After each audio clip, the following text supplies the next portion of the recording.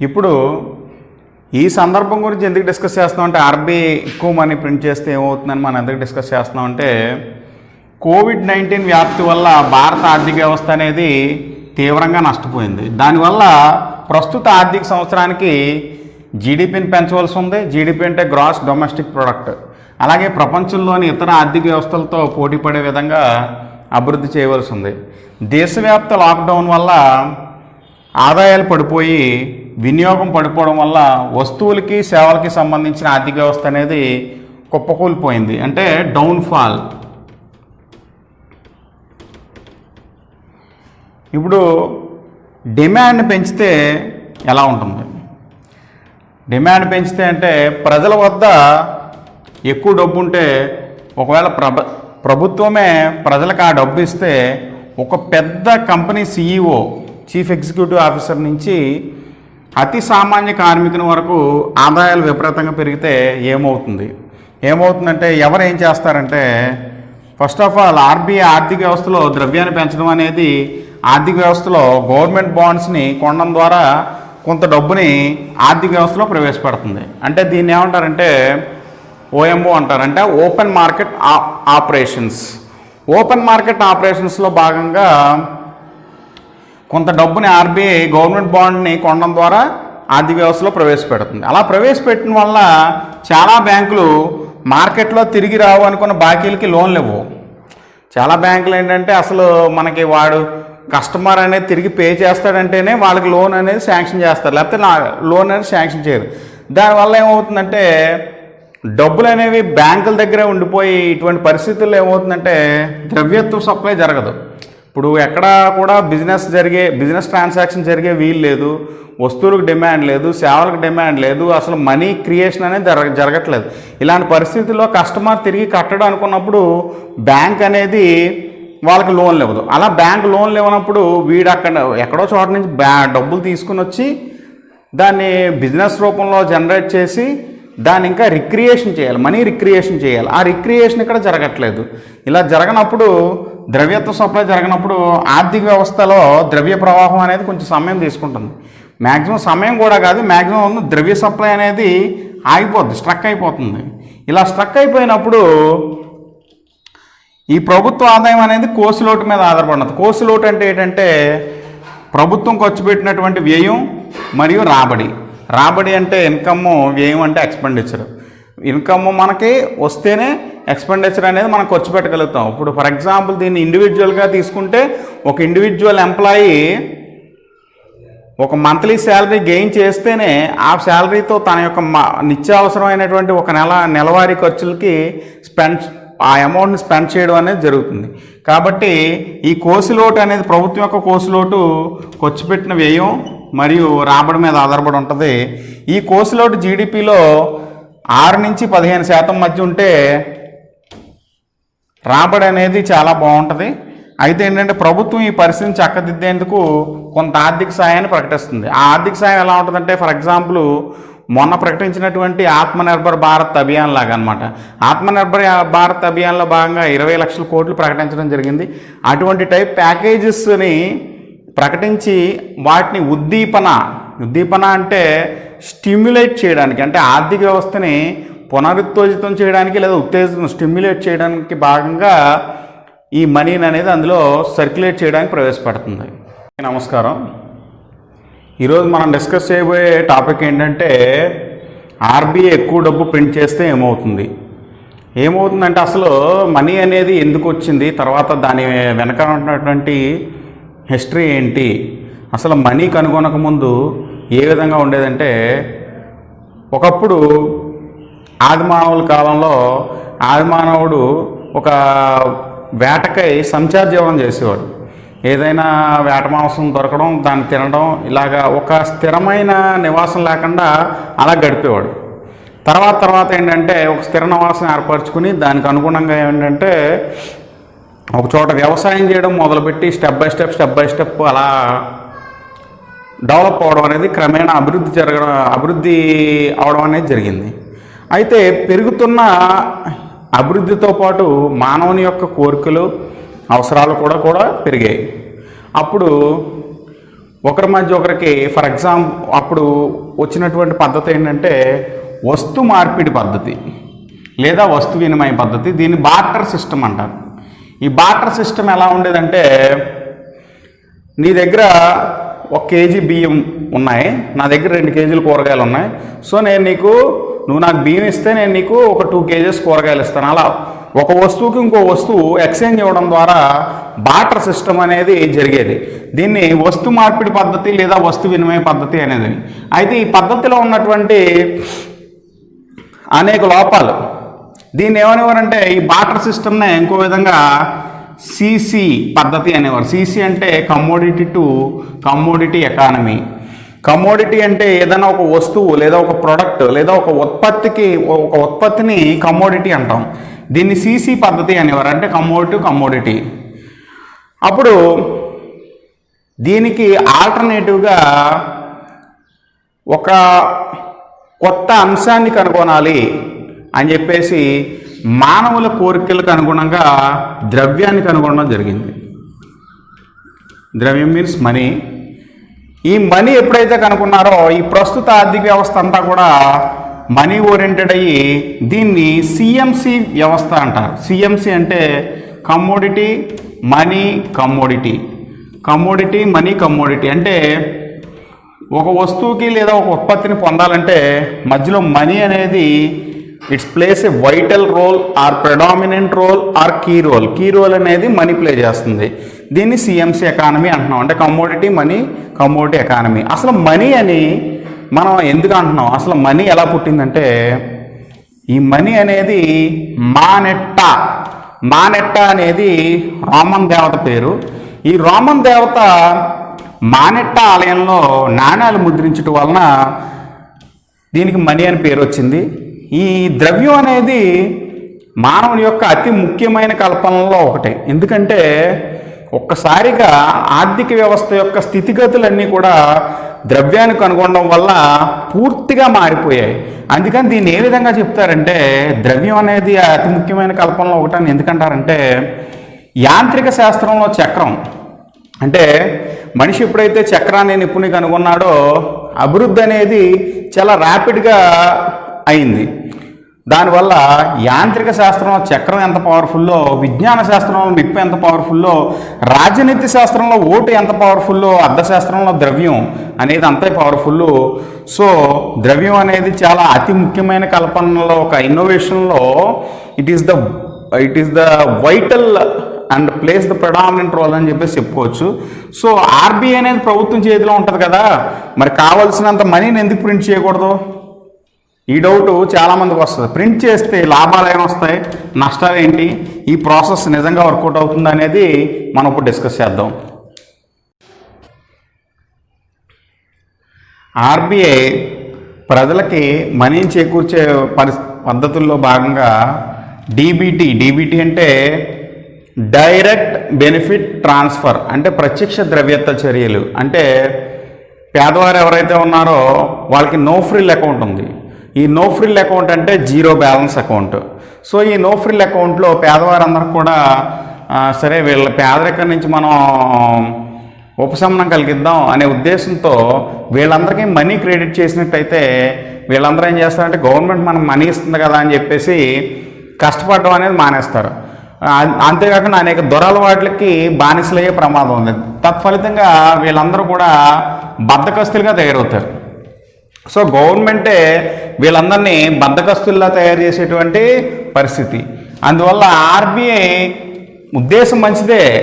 DBT అనేది direct benefit transfer ద్వారా పేదవారి అకౌంట్లో డబ్బులు వేసి వాళ్ళ పేదరికం నుంచి ఉపశమనం కలిగించడం. కానీ దాని ద్వారా ఏమవుతుందంటే వీళ్ళందరూ పేదవారందరూ లెథర్జిక్ లేదా లేజీ పీపుల్గా మారిపోయే అవకాశం అనేది ఉంది. కాబట్టి ఆర్బీఐ గవర్నర్ ద్రవ్యానికి ప్రామిసింగ్ టు ద బ్యారర్ లేదా గవర్నమెంట్ బాండ్లకు కూడా ఒక నియమిత తేదీ నుంచి ఇంత ధర నిర్ణయించి మేము 1 సంవత్సరం తర్వాత ఈ బాండు అప్పుడు ఈ మార్కెట్ రేట్కి ఇంత ఇంట్రెస్ట్ రేట్ ఇస్తాము, తిరిగి మేము దీన్ని ఇంత చెల్లించి మేము కొంటాము, తిరిగి కొనే విధంగా ఇష్యూ చేస్తున్నాం అని చెప్పేసి ఆర్థిక వ్యవస్థని పునరుద్ధరణ చేసే విధంగా ఒక కమర్షియల్ పేపర్, ఈ కమర్షియల్ పేపర్కి లేదా బాండ్ అనేది ఒక ఇష్యూ చేసి దాన్ని ఒక సంవత్సరం తర్వాత లేకపోతే ఒక లిమిటెడ్ పీరియడ్ తర్వాత తిరిగి బైబ్యాక్ పర్చేస్ చేస్తుంది. దానివల్ల ఏంటంటే ఒక కమర్షియల్ పేపర్కి వీళ్ళు ఒక పరపతిని సృష్టిస్తున్నారు. పరపతి మీన్స్ ఇక్కడ మనీ అనేది క్రియేట్ చేస్తున్నారు. దీన్ని ఏ విధంగా క్రియేట్ చేస్తారంటే ఓఎంఓ అంటే ఓఎంఓ ద్వారా గవర్నమెంట్ బాండ్లు కొనుగోలు చేయడం జరుగుతుంది. ఓఎంఓ అంటే ఓపెన్ మార్కెట్ ఆపరేషన్స్. ఇది మనం స్ట్రెస్ చేసి ఎందుకు చెప్పుకోవాలంటే 2017 గ్రూప్ 2లో ఈ బిట్ అనేది పడడం జరిగింది. ఓఎంఓ అంటే ఏంటని అడిగాడు, ఓపెన్ మార్కెట్ ఆపరేషన్స్. అలాగే డీబీటీ అంటే ఏంటని అడిగాడు ప్రిలిమ్స్లోనే ఎక్కడో, డైరెక్ట్ బెనిఫిట్ ట్రాన్స్ఫర్. ఇలా ప్రతి వెబ్రివేషన్ని మనం క్లారిటీగా ఎందుకు డిస్కస్ చేయవలసి ఉంటుందంటే ఒక ఎగ్జామ్ పాయింట్ ఆఫ్ వ్యూలో అక్కడ ఏ విధంగా అయినా లేకపోతే ఎటు నుంచి ఎటైనా కానీ బిట్ అడగడానికి ఛాన్స్ అనేది ఉంది. సో ఈ వేరే దేశాల్లో ఏ విధమైన చర్యలు చేపట్టారంటే బ్యాంక్ ఆఫ్ ఇంగ్లాండ్ అనేది యూకేలో ఉంది. యూకే అంటే యునైటెడ్ కింగ్డమ్. డీబీటీ ద్వారా ఆండ్రూ బెయిలీ నేతృత్వంలో పరపతి సృష్టి చేయడం అనేది జరిగింది. మన దేశంలో కూడా కోసిలోటును నివారించడానికి 1994లో అప్పటి ఆర్బీఐ మాజీ గవర్నరు ఆర్థిక మంత్రి అయినటువంటి మన్మోహన్ సింగ్ నేతృత్వంలోని, అలాగే 97లో రంగరాజన్ నేతృత్వంలో కూడా ప్రభుత్వ కోసిలోటు తగ్గించడానికి చర్యలు తీసుకోవడం జరిగింది. అలాగే 1991లో మనం ఎదుర్కొన్నటువంటి ఆర్థిక వ్యవస్థ ఎదుర్కొన్నటువంటి అతిపెద్ద విపత్తు ఏంటంటే వ్యాపార చెల్లింపుల లోటు, బ్యాలెన్స్ ఆఫ్ పేమెంట్స్ లోటు. బ్యాలెన్స్ ఆఫ్ పేమెంట్స్ ప్రకారం ఏంటంటే మన దగ్గర ఇండియా దగ్గర ఫారెన్ కరెన్సీ రిజర్వ్స్ అనేవి అంతగా లేకపోవడం. అలా లేకపోయినప్పుడు వాటిని పెంచడానికి అప్పుడు 1991 సంవత్సరంలో ఒక పాలసీని ప్రవేశపెట్టారు. ఆ పాలసీ పేరు ఎల్పిజి అంటే లిబరలైజేషన్, ప్రైవేటైజేషన్, గ్లోబలైజేషన్. అప్పటి వరకు పేదరికం, నిరుద్యోగం అనేవి చాలా ఘోరమైన పరిస్థితిలో ఉండే ఇండియాలో. ఈ ఎల్పిజి ఎప్పుడైతే ప్రవేశపెట్టారో దానికి అనుగుణంగా అనేక సాఫ్ట్వేర్ కంపెనీలు, ఆ సర్వీస్ సెక్టార్లోని అనేక ప్రైవేట్ బ్యాంకింగ్ కానీ లేకపోతే ఇన్సూరెన్స్ కంపెనీస్ కానీ ఫినాన్స్ కంపెనీస్ కానీ ఇవన్నీ రావడం జరిగింది. డెవలప్మెంట్ అనేది ర్యాపిడ్గా జరగడం జరిగింది. అలాగే ఇండియా కూడా ఫారెన్ రిజర్వ్స్లో చాలా మెరుగైనటువంటి అభివృద్ధిని కనపరచడం అనేది జరిగింది. సో ఇది ఒక revolutionary change. Which is that change name is 1991లో ఎల్పిజి పాలసీ అంటే లిబరలైజేషన్, ప్రైవేటైజేషన్, గ్లోబలైజేషన్. ఈ ఎల్పిజి పాలసీ తర్వాత 2013లో మళ్ళీ ఇలాంటి ఒక క్రైసిస్ని ఎదుర్కొన్నప్పుడు కూడా కొన్ని చర్యలు తీసుకోవడం ద్వారా దాని నుంచి బయటపడ్డాం. అయితే ఈ ద్రవ్యోల్బణం అనేది ఎప్పుడైతే ఆర్బీఐ నోట్స్ ఎక్కువ ప్రింట్ చేస్తుందో అందరి దగ్గర డబ్బు అనేది విరివిగా లభిస్తుంది. అలా విరివిగా లభించినప్పుడు ద్రవ్యోల్బణం అనేది పెరుగుతుంది. ద్రవ్యోల్బణాన్ని ఇంగ్లీష్లో ఇన్ఫ్లేషన్ అంటారు. ఇది వ్యాపార కార్యకలాపాలపై ప్రభావం చూపిస్తుంది. ఇది ఆర్థిక వ్యవస్థ అస్థిరతకు కారణం అవుతుంది. ఎందుకంటే ప్రతి ఒక్కరి దగ్గర డబ్బులు ఉన్నప్పుడు, ఇప్పుడు ఫర్ ఎగ్జాంపుల్ ఆర్బీఐ ప్రతి ఒక్కరికి ఒక వ్యక్తికి 10 లక్షలు అనేది క్రెడిట్ చేసింది అనుకుందాం, లేదంటే 1 కోటి రూపాయలు అనేది క్రెడిట్ చేసింది అనుకుందాం. ప్రతి ఒక్కరి దగ్గర 1 కోటి రూపాయలు ఉన్నప్పుడు ఇండియా యొక్క జనాభా సుమారు 125 కోట్లు అనుకున్నప్పుడు ఈ 125 కోట్ల మంది కూడా ఒకసారిగా నేను ఒక కారు కొనుక్కోవాలనుకున్నాడంటే ఆ 1 కోటి రూపాయలు లేదా 50 లక్షల ప్రైస్ ఉన్న కారు దానికి విపరీతమైన డిమాండ్ ఏర్పడుతుంది. ఈ డిమాండ్ ఏర్పడటం ద్వారా ఆ ప్రైస్ కాస్త ఆ 1 కోటి రూపాయల ప్రైస్ కాస్త 10 కోట్లు అవుతుంది. ఆ 10 కోట్లు అవడం వల్ల ఈ ద్రవ్యోల్బణం అనేది పాకే ద్రవ్యోల్బణం నుంచి, నడిచే ద్రవ్యోల్బణం నుంచి, పరిగెత్తే ద్రవ్యోల్బణం నుంచి ఉరకలెత్తే ద్రవ్యోల్బణానికి దారితీసి ఆర్థిక వ్యవస్థ అనేది చాలా ఘోరమైన పతన వ్యవస్థకి దారితీసే ప్రమాదం అనేది ఉంది. అందువల్ల ఏంటంటే ఈ ప్రభుత్వ అప్పును ఎంతవరకు పరిమితం చేయొచ్చు అంటే అభివృద్ధి చెందుతున్న దేశాల్లో అయితే 80 నుంచి 90%, ప్రజెంట్ ఇండియాలో అది దాని పర్సంటేజ్ 70% ఉంది. ప్రభుత్వ ప్రత్యక్ష ద్రవ్యత్వ చర్యల ద్వారా ఇది అనుకున్న లక్షిత ప్రజలకి ఉపశమన చర్యలుగా కాకుండా పరపతి సృష్టి ఎక్కువయ్యి దేనికి కారణం అవుతుందంటే ద్రవ్యోల్బణానికి కారణం అవుతుంది. మరి అలాంటి ద్రవ్యోల్బణానికి కారణమైనప్పుడు ఈ ద్రవ్యోల్బణం ద్వారా ఆర్థిక వ్యవస్థ అనేది చాలా ఘోరమైన పరిస్థితిని ఎదుర్కొంటుంది. మళ్ళీ తర్వాత దాన్ని కంట్రోల్ చేయడానికి మళ్ళీ కొన్ని మెజర్మెంట్స్ అనేవి ఆర్బీఐ చేపట్టవలసి ఉంటుంది. మరి మనీ అనేది రెండు రకాలు. ఏంటంటే మనీ అనేది కాయిన్స్ రూపంలో ఉంటుంది అండ్ కరెన్సీ రూపంలో ఉంటుంది. ఈ కాయిన్స్ అనేది ముద్రించడానికి ఒక యాక్ట్, అంటే కాయిన్స్ ముద్రించడానికి కానీ కరెన్సీ నోట్లు ముద్రించడానికి కానీ ఒక యాక్ట్ ఉంటుంది. అలా భారతదేశంలో కాయిన్స్ ముద్రించడానికి తీసుకొచ్చిన యాక్ట్ ఏంటంటే 1906 కాయినేజ్ యాక్ట్, 1906 కాయినేజ్ యాక్ట్. ఈ మనీ ఏదైతే ఉందో దీన్ని 4 రకాలుగా విభజిస్తారు. ఈ 4 రకాలు ఏంటంటే M1, M2, M3, M4. M1 అంటే దీని ఫార్ములా వచ్చేసి C plus DD plus OD. C అంటే కన్జ్యూమర్స్ అంటే వినియోగదారులు, అంటే ప్రజల దగ్గర ఉన్నటువంటి మనీ ఈ C. DD అంటే బ్యాంకుల వద్ద ఉన్నటువంటి డిమాండ్ డిపాజిట్లు DD. OD అంటే అదర్ డిపాజిట్స్ అంటే కొన్ని రికరింగ్ డిపాజిట్స్ లేదా టర్మ్ డిపాజిట్స్, వేరే అదర్ డిపాజిట్ అంటే డిమాండ్ డిపాజిట్స్ కాకుండా ఏవైతే ఉన్నాయో వాటిని అదర్ డిపాజిట్స్ అంటారు. ఈ C అంటే ప్రజల వద్ద ఉన్న డబ్బు, డిమాండ్ డిపాజిట్లు, OD అదర్ డిపాజిట్లు కలిపి M1 అంటారు దీన్ని, M1. ఇక M2 అంటే ఈ total M1 plus post office డిపాజిట్లు, M1 plus post office deposits కలిపి M2 అవుతుంది. తర్వాత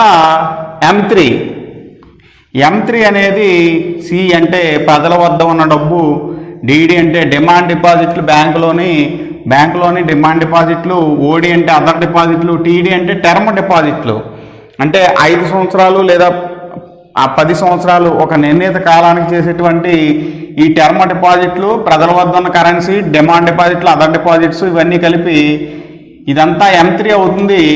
M3నే మనం విశాల ద్రవ్యం అంటాం. అంటే ఇందులోకి చాలా కేటగిరీలు వస్తాయి కాబట్టి దీన్ని విశాల ద్రవ్యం అని అంటారు. ఇక M4 చూసుకున్నట్లయితే ఈ టోటల్ M3తో పాటు పోస్ట్ ఆఫీస్ వద్ద ఉన్న ఇతర మొత్తం డిపాజిట్లు అన్నీ కూడా M4 లెక్కలోకి వస్తాయి. అయితే ద్రవ్యోల్బణం అనేది వివిధ రకాలుగా ఉంటుంది. ఇక్కడ 5 రకాలు మనకు చెప్పుకోవచ్చు. అదేంటంటే పాకే ద్రవ్యోల్బణం అనేది 3% కంటే తక్కువ ఉంటుంది. అలాగే నడిచే ద్రవ్యోల్బణం 4 నుంచి 5% మధ్య ఉంటుంది. పరిగెత్తే ద్రవ్యోల్బణం 10% ఉంటుంది. అలాగే దూకే ద్రవ్యోల్బణం 2 అంకెలు అంటే 20% అలా ఉంటుంది. ఇంకా హైపర్ ఇన్ఫ్లేషన్ అనేది 3 అంకెల్లో ఉంటుంది అంటే 30% ఉంటుంది. ఈ ఆర్బీఐని అంటే రిజర్వ్ బ్యాంక్ ఆఫ్ ఇండియాని 1935 ఏప్రిల్ 1 స్థాపించడం జరిగింది. దీన్ని 1934 ఆర్బీఐ యాక్ట్ ప్రకారం స్థాపించడం జరిగింది. అయితే అప్పుడు వరకు మనకు నోట్లు ముద్రించడానికి ఆర్బీఐ అవలంబించేటువంటి పద్ధతులు ఏంటంటే 1956 వరకు అనుపాత నిల్వల పద్ధతి, ఈ అనుపాత నిల్వల పద్ధతి అనేదాన్ని అవలంబించారు. ఇది చాలా సందర్భాల్లో గ్రూప్ 2లో ఇప్పుడు ఇక్కడ చర్చించుకున్నటువంటి అన్ని కూడా గ్రూప్ 2లోని గ్రూప్ 1లోని ఎకానమీ పాయింట్ ఆఫ్ వ్యూలో M1 అంటే ఏంటి, M2 అంటే ఏంటి, M3 అంటే ఏంటి, M4 అంటే ఏంటి అని అడిగారు. అలాగే కాయినేజ్ యాక్ట్ ఎప్పుడు చేశారు ఈ క్వశ్చన్ అడిగారు. అలాగే ద్రవ్యోల్బణంలో పాకే ద్రవ్యోల్బణంలో ఎంత % ఉంటుంది, నడిచే ద్రవ్యోల్బణంలో ఎంత % ఉంటుంది, పరిగెత్తే ద్రవ్యోల్బణంలో ఎంత % ఉంటుంది, దూకే ద్రవ్యోల్బణంలో అండ్ హైపర్ ఇన్ఫ్లేషన్లో ఎంత % ఉంటుందని చెప్పేసి క్వశ్చన్స్ అనేవి వరుసగా అడగడం జరిగింది. అలాగే ఆర్బీఐ ఎప్పుడు ఎస్టాబ్లిష్ చేశారని అడగడం జరిగింది. ఆర్బీఐని ఏ చట్టం ప్రకారం 1934 ఆర్బీఐ యాక్ట్ ప్రకారం ఎస్టాబ్లిష్ చేశారు కదా, ఈ బిట్ను కూడా ఎగ్జామ్ పాయింట్ ఆఫ్ వ్యూలో టచ్ చేయడం అనేది జరిగింది. సో అలాగే ఇక్కడ మనం ఇప్పుడు ఏదైతే చెప్పుకుంటున్నామో లాస్ట్గా ఇవన్నీ కూడా ఎగ్జామ్ పాయింట్ ఆఫ్ వ్యూలో రావడానికి అవకాశం ఉన్నాయి. గ్రూప్ 2లో కానీ, గ్రూప్ 1లో కానీ, గ్రూప్ 3 కానీ, అది ఏదైనా కానీ. నోట్లు ముద్రించిన ఆర్బీఐ వాడే పద్ధతులు అంటే 1956 వరకు అనుపాత నిల్వల పద్ధతి. నిల్వల పద్ధతికి తీసుకున్న రేషియో ఎంతంటే 100%ని ఈ విధంగా డివైడ్ చేశారు. 40:60. 40:60 అంటే 40 అంటే ఏంటి, 60 అంటే ఏంటంటే 40 అనేది బంగారం నిల్వలో, 60 అనేది ఫారెన్ రిజర్వ్స్ అంటే విదేశీ మారక ద్రవ్యం. ఇక 1957 నుండి 1957 నుంచి ఆర్బీఐ అవలంబిస్తున్న అంటే ప్రజెంట్ కూడా అవలంబిస్తున్న పద్ధతి ఏంటంటే ఎంఆర్ఎస్ అంటే మినిమం రిజర్వ్ సిస్టమ్. దీన్ని కనీస నిల్వల పద్ధతి అంటారు. అప్పుడు ఈ సిస్టము దీనికి అమెండ్మెంట్ చేశారు. ఏంటి 1956 ఆర్బీఐ యాక్ట్ అమెండ్మెంట్ చేసింది. అమెండ్మెంట్ చేసి ఎంఆర్ఎస్ అనే ఒక పద్ధతిని యూజ్ చేయడం జరిగింది. అప్పుడు ఆర్బీఐ దగ్గర ఉన్న నిల్వలు ఎంతంటే 515 కోట్లు. ఈ 515 కోట్లని తర్వాత 200 కోట్లకి తగ్గించడం జరిగింది. అలాగే ఈ 200 కోట్లని ఏ విధంగా అంటే దీని రేషియోని ఎలా చేశారంటే 115:85. ఈ 115 అనేది బంగారం, ఈ 85 అనేది విదేశీ సెక్యూరిటీలు, ఫారెన్ సెక్యూరిటీస్ అన్నమాట. తర్వాత 1957 వరకు కూడా ₹1 అంటే 16 అణాలకు సమానం. మరి 1957 నుండి ₹1 అంటే 100 పైసలు. 100 పైసలు అంటే 100 పైసా. దీన్ని దశాంశ పద్ధతి అంటారు. ఈ దశాంశ పద్ధతి అనేది 1957 నుంచి మనకు అమల్లోకి వచ్చింది. అలాగే రూపాయి నోటు, ఒక్క నోటు మీద ఆర్థిక కార్యదర్శి సంతకం అనేది ఉంటుంది. మిగిలిన అన్ని నోట్లు అంటే రూపాయి నోటు మినహాయించి ప్రతి ఒక్క నోటు మీద ఆర్బీఐ గవర్నర్ సంతకం అనేది ఉండడం జరుగుతుంది.